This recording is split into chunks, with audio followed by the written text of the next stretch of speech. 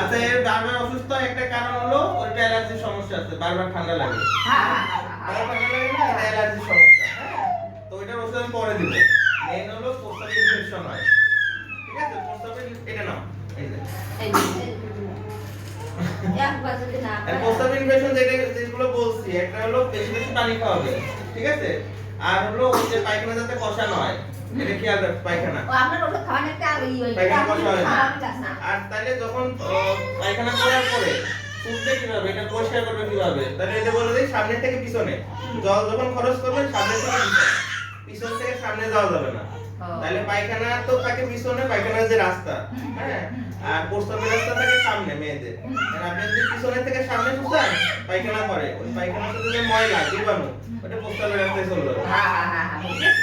সামনে থেকে পিছনের দিকে ইয়া করবেন, ঠিক আছে? আর সবসময় ঢিলে ঢালা কাপড় চোপড় পরে রাখবেন। 3 মাস পর পর কিডনি ওষুধ খাওয়াবেন, সবসময় পুষ্টিকর খাবার খাওয়াবেন, ঠিক আছে? খাচ্ছে না তবে সেই জন্য বসে আপনি খাওয়ার বুঝি না দেন বলে কে দিলেন সেগুলো খাচ্ছে ইনফেকশনের কারণে খাচ্ছে না, ঠিক আছে? আর ঠান্ডা কাশি আছে এটা খেলে গেলে ঠিক হয়ে যাবে। তাহলে এই বিষয়গুলো মনে রাখতে হবে। আর খেয়াল রাখবেন প্রস্রাব যেন আটকায় না রাখে। প্রস্রাব কি করে প্রস্রাব আটকায় রাখে না ঠিক হতে পারে তো। তাহলে ওইগুলো নিয়ম মানেন, তাহলে ঠিক হয়ে যাবে। 7 দিন পর আবার আসবেন, ঠিক আছে? ওকে।